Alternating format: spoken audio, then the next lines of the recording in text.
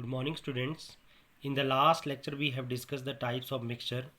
Today, we will discuss the separation technique of the mixtures. Okay. So, first of all, we should know that what is the purpose of separating the constituent of a mixture. Okay.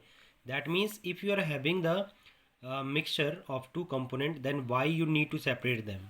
First reason is that इसका पहला कारण है to remove the harmful और undesirable substances.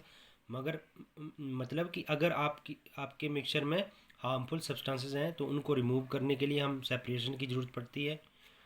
दूसरा, to obtain the pure sample of a substance, मतलब sample को अगर हमने प्योर बनाना है तो उससे जो हार्मफुल सब्सटेंसेस है वो निकालने पड़ेंगे, है ना। तो इसलिए क्या करना पड़ेगा, सेपरेशन की ज़रूरत पड़ी हमें, ठीक है।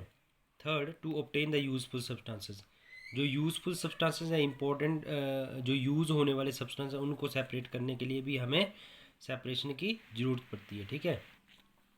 Methods of separating the constituent of a mixture, the constituent of a mixture can be separated by different method depending upon the properties of a constituents. It mean to say that कि जो constituents हैं mixture के उनको हम separate कर सकते हैं, but वो डिपेंड करता है प्रॉपर्टीज़ ऑफ कॉन्स्टिट्यूएंट्स के ऊपर, जो मिक्सचर बना रहे हैं कॉन्स्टिट्यूएंट्स उनकी प्रॉपर्टीज़ के ऊपर। Okay, so first one, separating a solid solid component. अगर किसी मिक्सचर में दोनों सॉलिड सॉलिड कंपोनेंट हैं तो उनको हम कैसे सेपरेट कर सकते हैं। First method is winnowing. Okay, this method is used when one constituent of a mixture heavier than the other. मतलब अगर आपके पास दो कंपोनेंट ए और बी तो उसमें से एक कंपोनेंट हैवी होगा, दूसरा क्या होगा, लाइटर होगा, ठीक है। For example in the mixture of grain and husk, husk होता है छिलका, जैसे आप चावल निकलवाते हो धान से, है ना, तो जो धान का छिलका होगा उसको क्या बोलेंगे, हम हस्क बोलेंगे। तो उनको सेपरेट करने के लिए हम पंखे का यूज़ करते हैं, मतलब विंड का यूज़ करते हैं। जब हम विंड का यूज़ करते हैं तो उस मिक्सचर को हम ऊपर से फॉल करवाते हैं, ठीक है। फॉल करवाने से क्या होगा कि जो हैवी कंपोनेंट होंगे वो तो नीचे सेटल डाउन हो जाएंगे, यहाँ पे आ जाएंगे, और जो लाइटर होंगे वो क्या हो जाएंगे, ब्लो अवे हो जाएंगे। दे विल ब्लो अवे जब आप इतनी हाइट से मिक्सचर को नीचे गिराओगे, ठीक है। ये आपका फ़ैन है, फ़ैन की हेल्प से आप क्या कर सकते हो, इनको सेपरेट आउट कर सकते हो। Okay, farmer use this method for separating grain from husk, ठीक है। कुछ लोग जो होते हैं, कुछ किसान जो होते हैं वो अपने खेतों में ही इसका यूज़ करते हैं। जब नेचुरल हवा चलती है ना तो वो मिक्सचर को थोड़ी हाइट से नीचे गिरा देते हैं, तो जो हवा के साथ जो लाइटर पार्टिकल है वो हवा के साथ उड़ जाते हैं और जो हैवी ग्रेन्स होते हैं वो नीचे आ जाते हैं, ठीक है। In that way the farmer are using this method to separate the grain and husk. Okay, next method is hand picking. This method is used to separate the unwanted material from the useful one. This method is useful only when, मतलब कि ये एक ऐसा method है कि जहाँ पे हम अपने हैंड का यूज़ करेंगे to separate out the harmful substances. कैसे, मान लो आप अपनी मदर को खाना बनाते टाइम देखा होगा, जब भी हम कोई पल्सेस लेते हैं या बनाते हैं तो बनाने से पहले उसमें क्या करते हैं, हम उसको पहले थाली में डालते हैं, फिर उसमें देखते हैं कोई हार्मफुल सब्सटेंस तो नहीं प्रेजेंट कोई, है ना। अगर होता है तो उसको हम हाथ से निकाल के बाहर फेंक देते हैं, है ना। इसका मतलब we are using our hand to separate this mixture. Okay, the mixture present in small quantity, मतलब कि ये जो हैंड पिकिंग मेथड है ना, ये सिर्फ उन मिक्सचर पे ऊपर एप्लीकेबल है जो क्या होता है, स्मॉल क्वांटिटी होती है, जिसमें मतलब मिक्सचर थोड़ा सा होता है। अगर मिक्सचर ज़्यादा हो तो हम इसको अप्लाई नहीं कर सकते, अंडरस्टैंड। साइज, शेप और कलर, मतलब दूसरा ये है कि ये तभी एप्लीकेबल है जब हार्मफुल सब्सटेंसेस का, जो आपकी पल्सेस में या जो आपके राइस में जो हार्मफुल सब्सटेंस है, कंकर पत्थर लकड़ी कुछ भी है, उसका साइज, शेप और कलर जो होगा वो अलग होगा यूजफुल सब्सटेंसेस से। Then sieving, this method is used when the size of the constituent of a mixture are different to different। मतलब कि अगर आपके पास ए बी का कोई मिक्सचर है तो ये मेथड कब एप्लीकेबल है, जब इसका साइज़ जो होगा, इसका साइज़ क्या होगा, बड़ा होगा, साइज़ बिगर, बिगर साइज़ बोल लो या साइज़ बिगर बोल लो, इसका जो साइज़ होगा वो बिगर होगा और इसका साइज़ के क्या होगा, स्मॉलर होगा। ठीक है, तो सीव क्या होती है, एक छननी होती है। अब होगा क्या, जो स्मॉलर साइज़ वाले होंगे वो तो सीव को पास कर जाएंगे, बट जो जिनका साइज़ क्या होगा, बड़ा होगा, वो सीव को पास नहीं कर पाएंगे, तो वो ऊपर ही रह जाएंगे, है ना। इस प्रिंसिपल के ऊपर ये काम करता है। To separate the mixture we use a sieve with holes in it, the constituent with bigger size, जिसका साइज बड़ा होगा कॉन्स्टिट्यूएंट का, वो तो पास नहीं कर सकता, do not pass through the holes and remain over the sieve, and constituent with smaller size passes down, this method is use to separate chaff from the wheat flour. जब हम आटा छानते हैं तो वो जो बूरा बच जाता है ना, उसको बोलते हैं चैफ। ठीक है, तो उसको सेपरेट करने के लिए हम सीविंग का यूज़ करते हैं।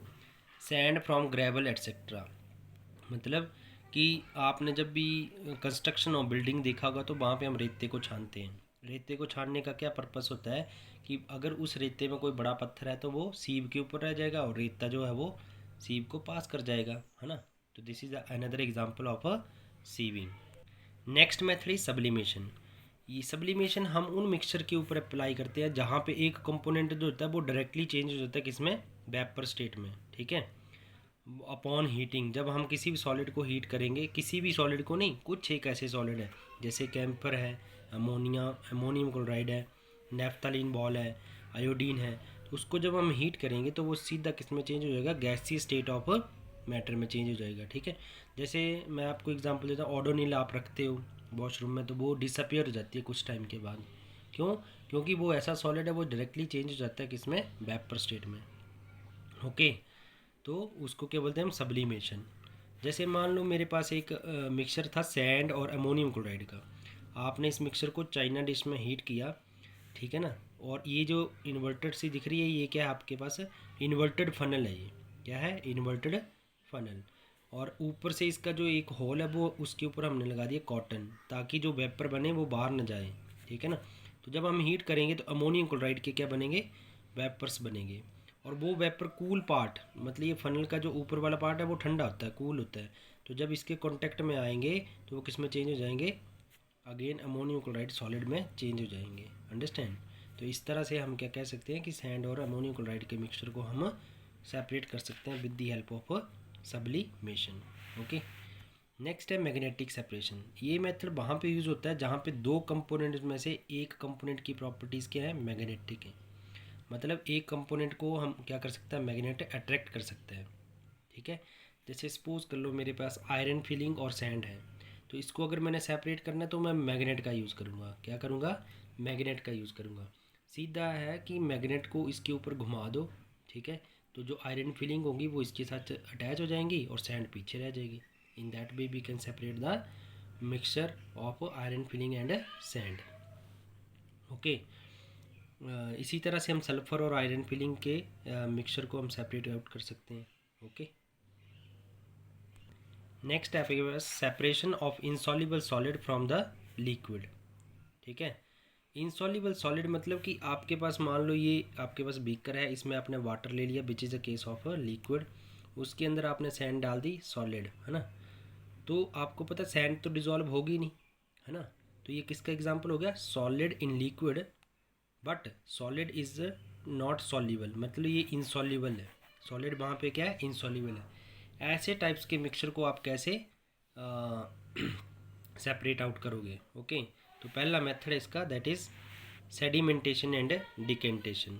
ठीक है, इसमें क्या करते हैं हम, सपोज आपके पास एक बीकर है, ठीक है, ये आपने इसमें ले लिया वाटर और सैंड डाल दी, तो सैंड क्या हो जाएगी, नीचे सेटल डाउन हो जाएगी। ठीक है, और जो वाटर है वो ऊपर रह जाएगा थोड़ी टाइम के बाद। ओके, इसको बोलेंगे हम सेडिमेंट। ओके, जो सैंड नीचे सेटल डाउन हो जाएगी उसको बोलेंगे सेडिमेंट, और जो पानी ऊपर आ जाएगा उसको बोलेंगे सुपरनाटेंट लिक्विड। ओके, तो इस प्रोसेस को बोलते हैं सेडिमेंटेशन। क्या बोलते हैं इसको हम, sedimentation. The process of settling down the sand at the bottom of the container, that is known as the sedimentation.